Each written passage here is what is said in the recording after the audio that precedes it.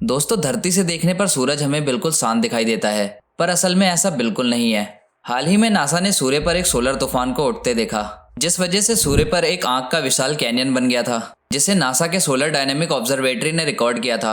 और उन्होंने सिमुलेशन के जरिए दिखाया कि चार्ज प्लाज्मा सूर्य से कैसे निकलता है और इतने भयानक तूफान का रूप ले लेता है। ये सोलर स्टॉर्म हमारी पृथ्वी से अप्रैल 2022 में टकराई थी और इसके बाद फिर से 9 अगस्त को ये सौर तूफान अर्थ के मैग्नेटोस्फीयर से टकराया था। इसकी रफ्तार लगभग 600 किलोमीटर पर सेकंड थी और जैसे ही ये हमारी पृथ्वी के मैग्नेटोस्फीयर से टकराई तो इसने पृथ्वी पर एक ऑरोरास की फॉर्मेशन की, जिसे नॉर्दर्न लाइट भी कहा जाता है। इसे यूएस के काफ़ी सारे एरियाज में देखा गया था और उसके बाद सूर्य काफ़ी दिनों तक शांत रहा। वैज्ञानिकों का कहना है कि इस बार हम भाग्यशाली थे जो इससे बच गए, पर यह बहुत ही ज़्यादा खतरनाक था। लेकिन अब फिर से इसके अंदर हलचल नोटिस की जा रही है। वैज्ञानिकों के मुताबिक 2023 में फिर से एक बड़ा सौर तूफान पृथ्वी से टकरा सकता है, जो हमारी पृथ्वी पे एक बड़े लेवल पर तबाही मचा सकता है। दोस्तों, आज की इस वीडियो में हम इन्हीं सौर तूफानों के बारे में डिटेल से जानेंगे और साथ ही जानेंगे कि किस प्रकार इसने हमारी पृथ्वी पर पहले भी बहुत बड़े डिस्ट्रक्शन किए हैं। जानने के लिए वीडियो को पूरा जरूर देखें। तो हेलो गाइस, मैं हूँ आपका दोस्त आलोक और चलिए शुरू करते हैं आज के इस न्यू एपिसोड को।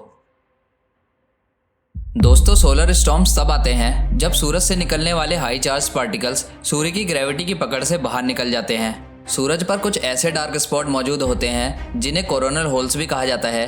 वैज्ञानिकों के मुताबिक ये सोलर स्टॉर्म इन्हीं की वजह से बनती है। ये जब पार्टिकल को रिलीज करता है तो इन्हें हमारी पृथ्वी तक पहुंचने में 2 से 3 दिनों का समय लगता है और जैसे ही ये सोलर फ्लेयर्स हमारी पृथ्वी से टकराती है उसके तुरंत बाद ही ऑरोरास की फॉर्मेशन होने लगती है और ये देखने में बहुत ही ज़्यादा खूबसूरत लगते हैं। लेकिन ये खूबसूरत दिखने वाले ऑरोरास तूफान के पहले की शांति की तरह होते हैं। जब ये सोलर स्टॉर्म हमारी पृथ्वी के मैग्नेटिक फील्ड से टकराते हैं तब ये उसे नष्ट कर देती है। मैग्नेटिक फील्ड किसी भी ग्रह के लिए बहुत ज़्यादा ज़रूरी होती है।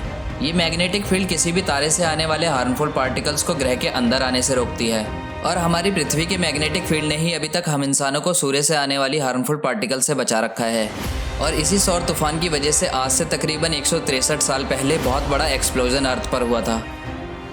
1 सितंबर 1859 में ब्रिटिश एस्ट्रोनॉमर रिचर्ड कैरिंगटन सन पर हो रहे अलग अलग एक्टिविटीज़ को ऑब्जर्व कर रहे थे। तभी उन्होंने बहुत ही पावरफुल सोलर स्टॉर्म को डिटेक्ट किया और उसके लगभग 18 घंटे बाद पृथ्वी पर उस टाइम का सबसे पावरफुल जियोमैग्नेटिक स्टॉर्म देखा गया।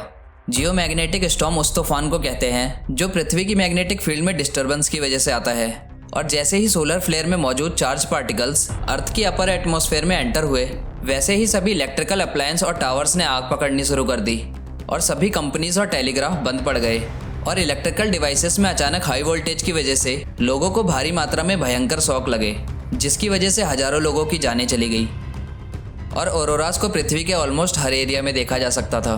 ये एक बहुत ही भयंकर इवेंट था। उस समय हम इंसानों ने इस तूफान से बहुत ही जल्दी रिकवर कर लिया था क्योंकि उस समय लोग इलेक्ट्रिसिटी पर इतना ज़्यादा निर्भर नहीं थे जितना आज है और आज के समय में 87% दुनिया इलेक्ट्रिसिटी पर ही चलती है। चारों ओर छोटे छोटे गैजेट से लेकर बड़ी बड़ी मशीनें तक इलेक्ट्रिसिटी से ही चलती है। जियोमैग्नेटिक स्टॉर्म की वजह से सबसे पहले इंटरनेट में दिक्कतें आनी शुरू होती है जो आज के समय में सबसे ज़्यादा यूज़ किया जाता है। लेकिन अगर कैरिंगटन इवेंट जैसा कोई भी सोलर स्टॉर्म आज हमारी पृथ्वी से टकराता है तो बहुत बड़े लेवल पर नुकसान होगा। पहले वैज्ञानिक मानते थे कि ऐसे सोलर स्टॉर्म्स बहुत ही कम होते हैं, लेकिन ब्रिटिश एंटार्क्टिक सर्वे ने काफ़ी सारे डेटा को एनालाइज करके ये पता लगाया कि ये काफ़ी ज़्यादा कॉमन होते हैं। सूर्य के अंदर एक सोलर साइकिल होती है जो 11 सालों तक चलती है। इस प्रोसेस की पीक पॉइंट पर सूर्य से बहुत ही ज़्यादा पावरफुल सोलर स्टॉर्म बनते हैं और ये सौर मंडल के हर ग्रह को अफेक्ट करते हैं। वैज्ञानिकों का मानना है कि करोड़ों साल पहले मंगल ग्रह पर भी बहुत ज़्यादा पावरफुल सोलर फ्लेयर आई होगी जिसने मंगल ग्रह के मैग्नेटोस्फीयर को बर्बाद कर रख दिया और पूरी मैग्नेटिक फील्ड को उड़ा दिया। पर अगर ऐसा कुछ हमारी पृथ्वी पर हुआ तो इसका सीधा असर हम इंसानों और जीव जंतुओं पर पड़ेगा। वैज्ञानिकों की गई रिसर्च में ये भी पता चला है कि हर 150 सालों में 6 बार पावरफुल सोलर स्टॉर्म्स होते हैं और ऐसा पिछली बार 2012 में देखा गया था। पर उस समय सूरज से बहुत पावरफुल स्टॉर्म निकली तो थी पर वो पृथ्वी को इतना ज़्यादा इफेक्ट नहीं कर पाई। लेकिन हर बार हम बच पाएँ ऐसा ज़रूरी नहीं है।